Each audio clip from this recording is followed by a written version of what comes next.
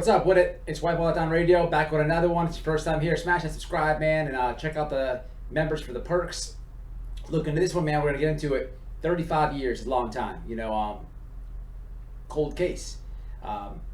Cold case. Way before internet sleuths and just a long time.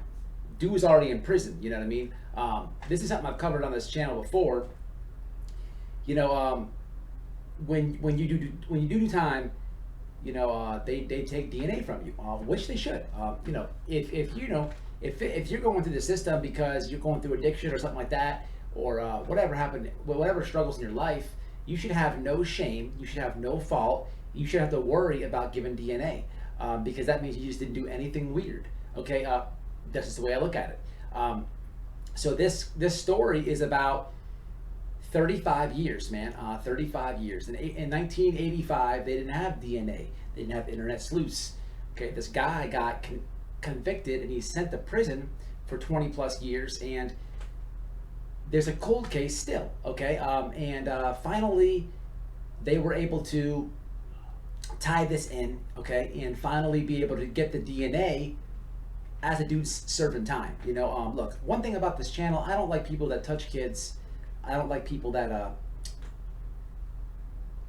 kill women, hurt women. I'm just not about that type of thing. Okay, look, people have relationships, people have problems, I get it, but to do something that heinous to a woman is just on all levels wrong. To do something that heinous to a kid, they don't deserve it. Okay, but this has to do with let's get into it. I'm just gonna read y'all this from the Atlanta Journal-Constitution. A Florida man has been charged with murder more than 3 decades after the brutal kidnapping and rape of an elderly woman who died several days after she was dumped on the side of the road. Richard Lane, 61, of Boynton Beach, has taken into custody Thursday after cold case detectives with the PBC, Palm Beach County, found his DNA positively matched evidence saved from the battery low.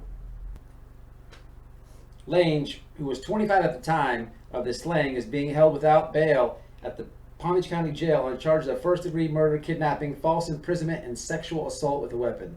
The unarmed victim in the case was a 78-year-old woman with dementia. She was found about 10 p.m. the same night, left for dead along Old Indiantown Road in Jupiter.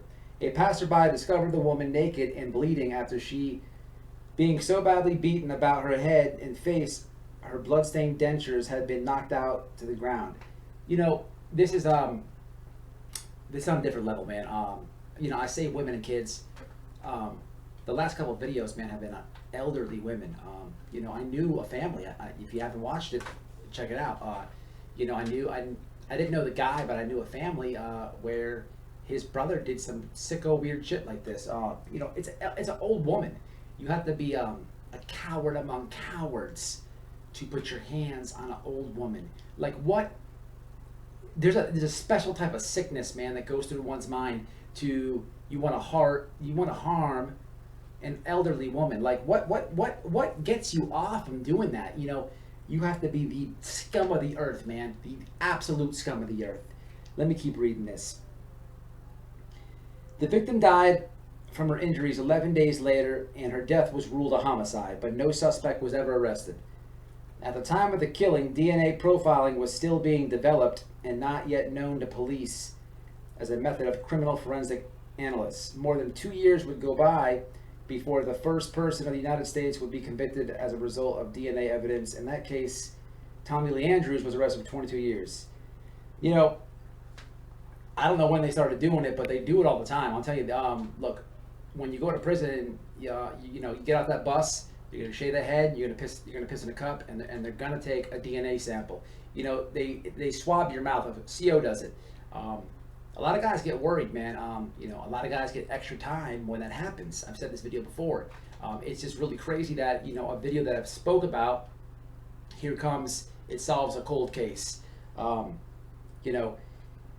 DNA is crazy, man. Being in prison and being around guys like that, it's in a lot of cases for sure.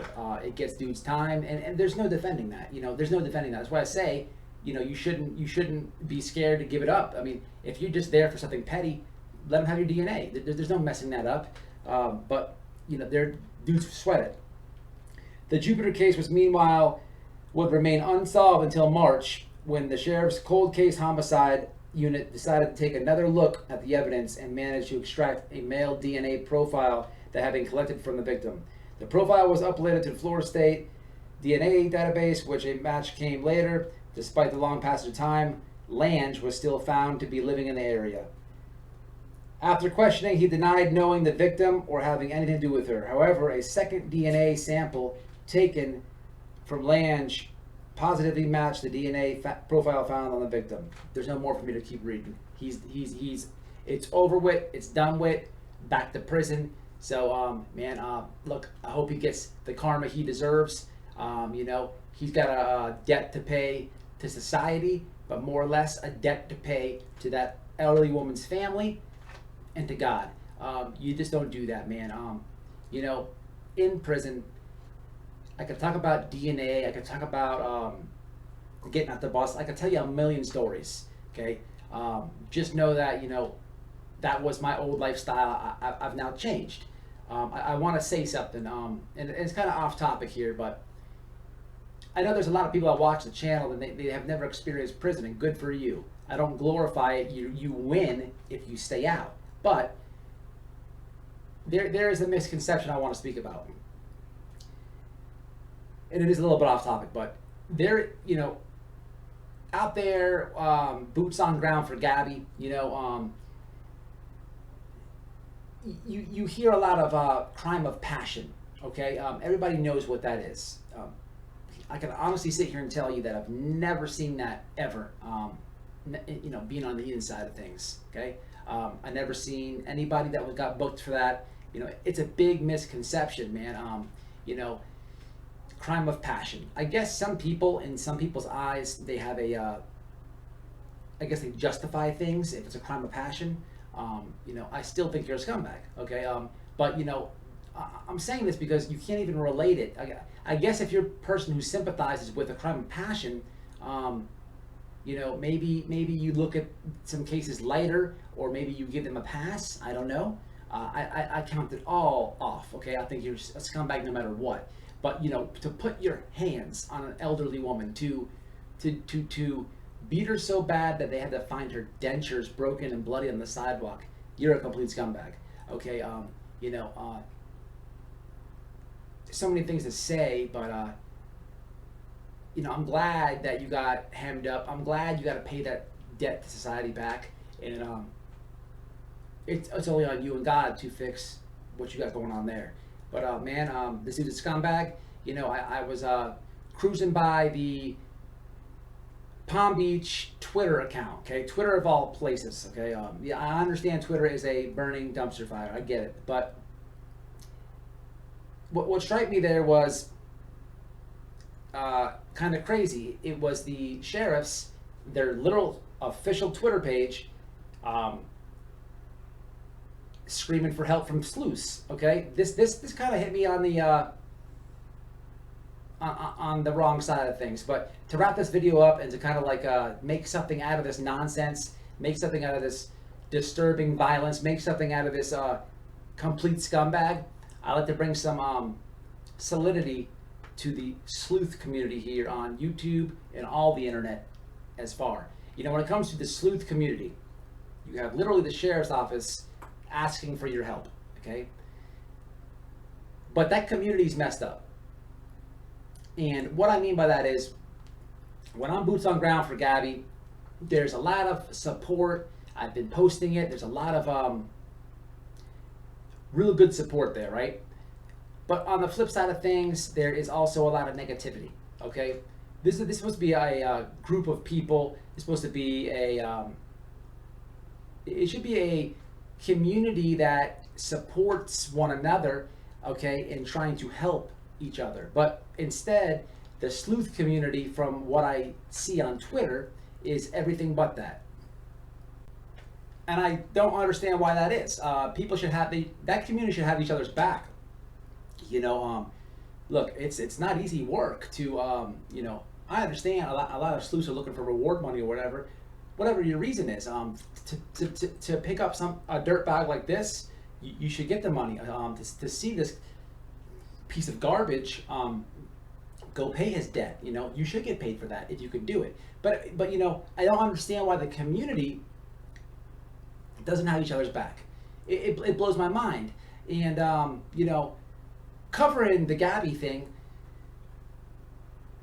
a lot of police doubt goes through my mind still. Okay, on a day-to-day basis. I told you guys a long time ago it changed my life. I wonder if a lot of people say that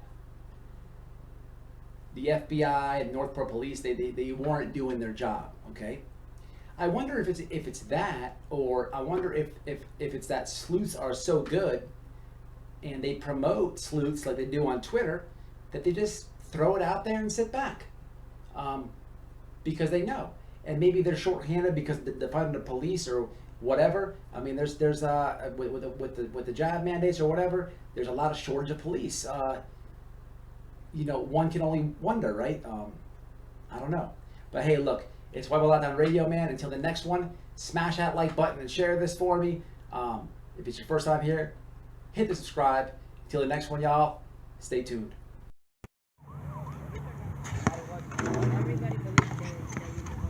Who said white boys can't jump? Subscribe. Gotchas.